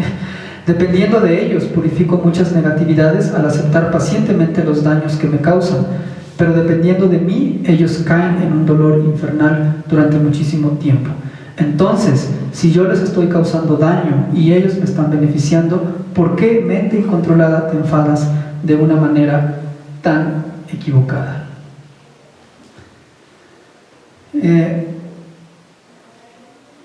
La persona nos pega con el palo, ¿ok? Nos pega con el palo y primero te das cuenta que no tienes, si te vas a enojar con quien está causando el daño, tendría que ser con el palo. Pero dices, es ilógico, no voy a enojar con el palo porque quien está controlando el palo es la persona, entonces me enojo con la persona. Pero si llevas esa reflexión exactamente en la misma línea, dices, pero a ver, espérate, si me voy a enojar con quien está controlando todo, pues es el enojo de la persona quien está controlando todo. Entonces me voy a enojar con el enojo de la persona, pero es la ignorancia la que está controlando el enojo, entonces me voy a enojar con la ignorancia. Entonces terminas enojado con la ignorancia de la persona, tal vez no está tan mal, ¿sí? Pero después de eso te das cuenta que tú también pusiste de tu parte para que eso sucediera, ¿sí? Porque tú acumulaste las causas para esa acción. Entonces te das cuenta, bueno, si me voy a enojar con la persona, ¿por qué no me enojo conmigo mismo? Si yo también puse las causas para que eso sucediera. Y si esa persona está poniendo el palo y yo estoy poniendo la cabeza, ¿por qué no me enojo con mi cabeza entonces? Si ambas están chocando, ¿sí? Ambas se están juntando, entonces de un lado, si hay palo pero no hay cabeza, no hay daño. Entonces yo estoy poniendo la cabeza, él está poniendo el palo. Entonces, ¿por qué no me enojo con la cabeza? ¿Sí? Entonces te das cuenta que al final no tiene ninguna lógica enojarte con esa persona, pero fíjense cómo Shantideva va más allá de esa reflexión. Y dentro de las experiencias kármicas, recuerden que cuando uno experimenta el resultado kármico de una acción, en ese momento se purifica, por así decirlo, ¿sí? Y ya no tienes que experimentarlo nuevamente. Entonces, cuando la persona te daña, cuando la persona te pega con el palo, siguiendo esta misma línea de razonamiento, no solamente te das cuenta que tú mismo creaste esa acción, sino que a través de experimentarla la estás purificando. Punto número 1. Punto número 2, la otra persona te está ayudando a purificarla. La otra persona te está ayudando a purificar tu acción. Y peor aún para la pobre persona, ya no para ti. Ahí es cuando ya tu énfasis comienza a volcarse hacia la otra persona. Porque la otra persona, a través de ayudarte a purificar karma negativo, está acumulando karma negativo, él o ella misma. Entonces es como si te estuvieras cayendo en un pozo y la persona, o si estuvieras en un pozo y la persona te sacara y se aventara. ¿Sí? Porque te está ayudando a purificar karma, y a través de ayudarte a purificar karma, esa persona lo está acumulando, karma negativo. Entonces por eso dice aquí, dependiendo de ellos purifico muchas negatividades al aceptar pacientemente los daños que me causan, pero dependiendo de mí ellos caen en un dolor infernal durante muchísimo tiempo. Entonces ellos me están ayudando a purificar karma, me están ayudando a practicar paciencia, que es una causa de la virtud, incluso de la iluminación, y a través de ayudarme a practicar la virtud y a purificar el karma, ellos están acumulando karma negativo y están desarrollando las causas para caer en reinos desafortunados o obtener sufrimiento, si no lo queremos ver desde el punto de vista de otros tipos de renacimiento. Pero es real, incluso dejando a un lado esta cuestión de vidas pasadas y futuras, es muy concreto, ¿sí? Una persona que te insulta, si tú practicas la paciencia, ese insulto es causa de la virtud y de la tranquilidad, y esa persona al ayudarte a causar una virtud, está desarrollando una mente aflictiva, ¿sí? Entonces la persona te está ayudando a quitarte un problema o acumular una virtud a través de ella tomar uno. Es como si estuviera, por decirlo de una manera, quitándote cierto sufrimiento y obteniéndolo.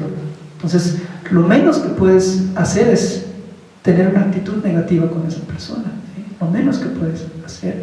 Y simplemente darte cuenta que si no compasión, como se mencionaba en un verso anterior, no tienes por qué molestarte con esa persona por todos estos elementos. Está siendo controlado por el enojo, es por tus propias acciones que eso sucedió, te está ayudando a purificar, te está ayudando a practicar, y encima de eso esa persona está sufriendo por todo esto, ¿sí? Entonces voy a ir nada más a un par de versos más para finalizar, para no extendernos demasiado. Tal vez en algún otro momento podamos comentar algunos otros de los versos de este extraordinario tratado, pero nada más para no extendernos demasiado, voy a mencionar algunos otros versos que tengo por acá. Okay.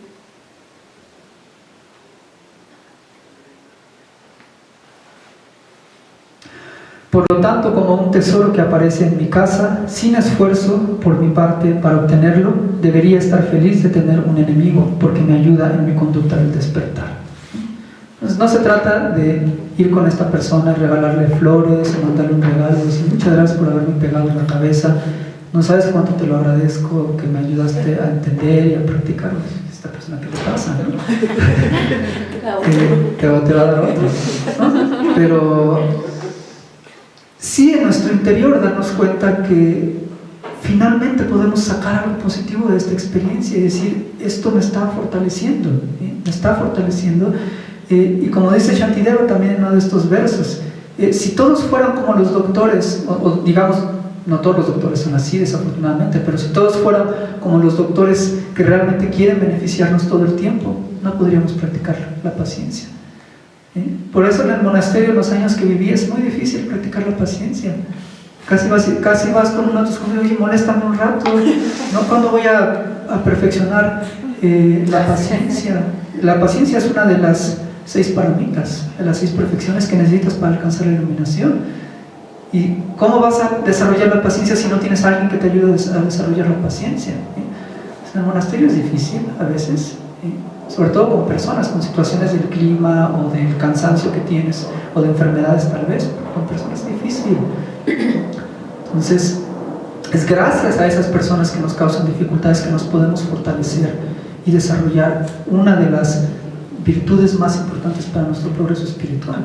Entonces los necesitamos realmente, y por eso son como una joya muy valiosa que tenemos que aprovechar, ¿sí? Tenemos que realmente valorar. Y también uno de estos versos en el Bodhisattva Charyavatara dice que en ese sentido los seres sintientes y los budas son igualmente preciados.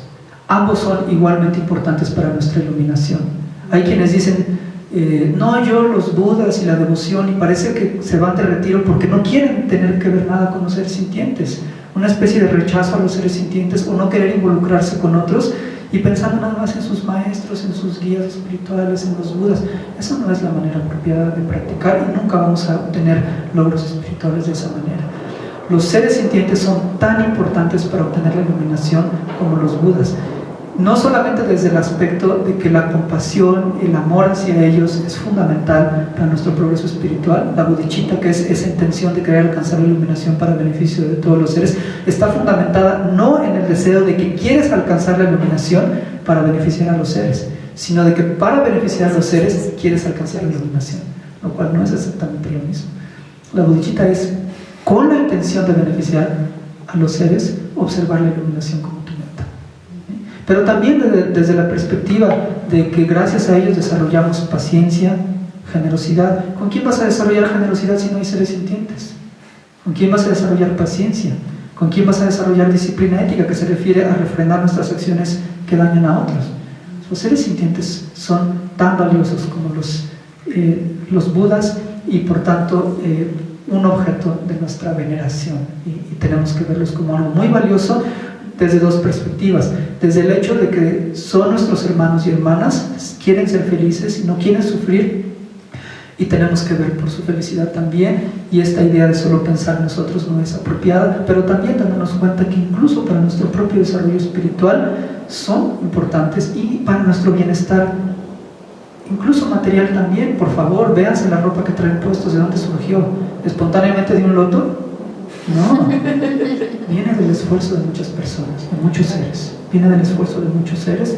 Entonces, para concluir, voy a leer nada más los últimos versos.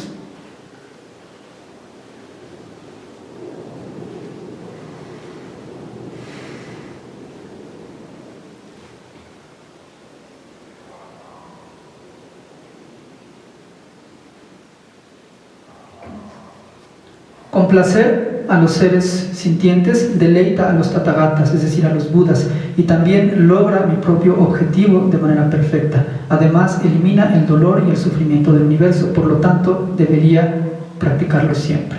Entonces, es un poco como lo que estábamos mencionando.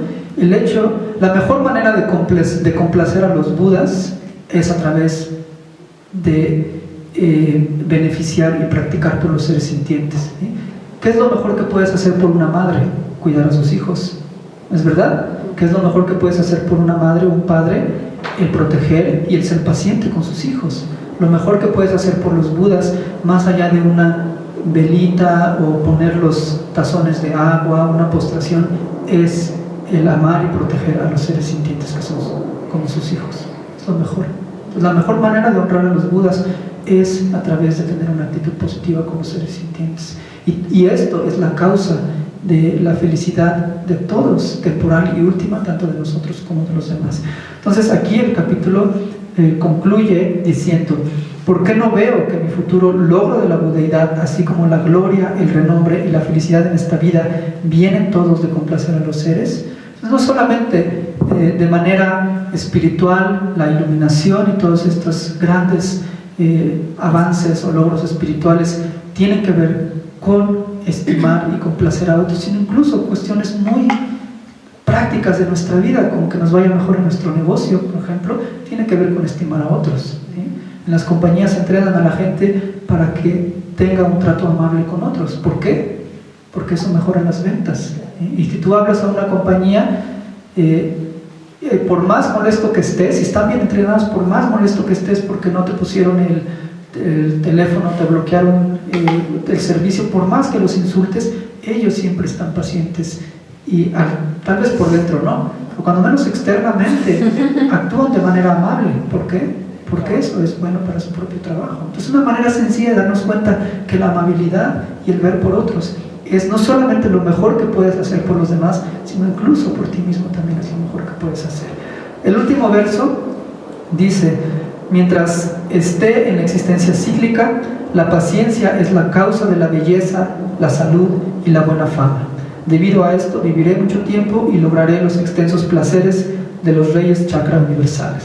Entonces, al principio, los primeros versos tenían que ver con las faltas de no practicar la paciencia, y estos últimos versos hablan de los beneficios de practicar la paciencia. Entonces, algunos de los beneficios de practicar la paciencia es...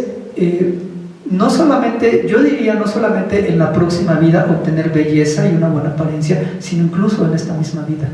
¿Sí? No quiere decir que de repente tu rostro se vaya a cambiar y seas como un rostro de modelo o artista de cine o algo así, no. Pero es muy claro que hay personas que, digamos, en cuanto al estereotipo de belleza se refiere, podrán ser muy guapos o muy guapas, pero hay algo en su semblante que simplemente no nos hace sentir bien, y desde esa perspectiva no lo consideramos hermoso, ¿no es verdad? Quienes tal vez tienen todo el estándar de belleza, pero interiormente no interiormente, en su semblante no se muestra, no solo interiormente, en el semblante no se nota hermoso a pesar de que tienen los estándares. Y hay personas que no tienen el estándar de belleza, pero que su semblante es muy hermoso, y uno de los ejemplos es su santidad el Dalai Lama, y muchos otros maestros que no tienen los estándares de belleza, pero es un rostro extraordinariamente hermoso, no te cansas de ver sus rostros. Y eso es a lo que yo trato de referirme cuando digo que no solo en las próximas vidas vas a tener un buen semblante, una apariencia hermosa, sino en esta vida. Aunque no tengas los estándares de belleza, tu rostro es muy especial y es muy hermoso. Es simple y sencillamente algo apacible y algo que uno observa y que uno se siente, digamos, conectado, no solo con la persona y con su mente, sino incluso físicamente con la apariencia de esa persona. Y obviamente es una causa de salud, de fama, y fama no en el sentido que uno desee fama de manera mundana, sino que obviamente la fama, si es utilizada de buena manera, pues puede ser de gran beneficio. Y nuevamente ponemos el ejemplo de Santiago el Dalai Lama, ¿no? Es gracias a su fama y reputación en el mundo que también puede traer un mensaje de paz a millones de seres humanos, y eso va a ser la causa de siempre tener buena salud, de tener larga vida, de tener muchas condiciones propicias, como mencionaba, no solamente en el aspecto espiritual, mental, sino también incluso en nuestra vida diaria, tener mejor salud, tener mejores condiciones, tener una mejor apariencia, una mejor presencia, tener más amigos, etc. Entonces, esto en breve es, cuando menos en lo que a esta plática se refiere, algunas de las cosas que quería platicar con ustedes acerca del enojo. Gracias por su paciencia. Gracias por su paciencia.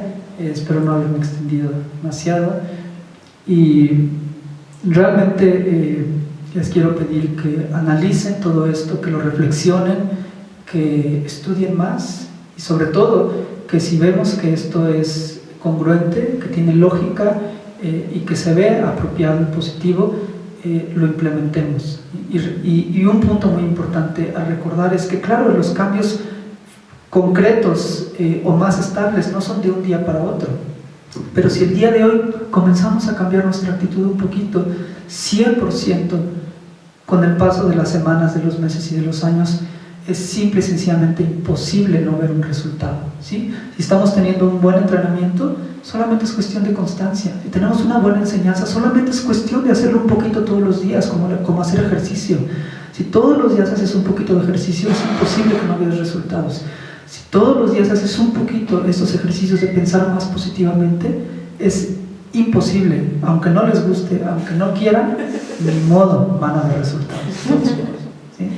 Resultados garantizados, como dicen en la televisión, si no les devolvemos el dinero. Pues aquí no sé qué se les devuelva, pero es un resultado garantizado, porque es una técnica que primero tenemos que tener la confianza de que es apropiada, pero si vemos los beneficios, es solamente ir cambiando la manera de pensar, y te das cuenta que se puede. Entonces, nada más un último consejo, ¿sí? Un último consejo que tiene que ver mucho con lo que las personas a veces desarrollan enojo. Les voy a hacer una pregunta muy sencilla. Si yo a alguno de ustedes les digo jirafa, ¿se ofenden? No. Si les digo cebra, no. Si les digo burro, ahí lo dudaron mal. Si les digo cerdo, algunos sí, ¿no? Algunos sí. ¿Por qué te sientes ofendido si te dicen cerdo y no te sientes ofendido si te dicen cebra? ¿Okay? Finalmente no eres ni un cerdo ni eres una cebra. Entonces, ¿por qué uno se tiene que sentir identificado con ello? Entonces, un consejo muy sencillo, ¿sí? Si eres un cerdo, no te sientas ofendido, porque es como decirle gato a un gato, decirle persona a una persona. Si eres un cerdo, pues claro, si te sientes ofendido si te digo persona, pues no, porque eres una persona. Entonces, si eres un cerdo, si quien está enfrente de mí es un cerdo y le estoy diciendo cerdo, no tiene por qué sentirse ofendido porque es un cerdo, y un cerdo no tiene por qué sentirse mal porque le digan lo que es. Y si un perro le dices perro, o una jirafa le dices jirafa. Ahora, si no eres un cerdo, ¿por qué te sientes ofendido? ¿Sí? No tienes por qué sentirte ofendido si no eres un cerdo. Si no eres una jirafa, no tienes por qué sentirte ofendido de que te digan jirafa. Entonces, si no eres un perro, no tienes por qué sentirte ofendido si no eres un perro. Entonces, si no eres un ladrón, no tienes por qué sentirte ofendido si te dicen ladrón. Si eres un ladrón y te dicen ladrón, pues debes decir, bueno, pues lo siento, pero si soy un ladrón, si me robo cosas, entonces no tengo por qué ofenderme de que me digan ladrón. Pero si no eres un ladrón, entonces ¿por qué te ofendes de que te digan ladrón? Es una pequeña reflexión nada más para el último. Muchas gracias. Gracias. Gracias.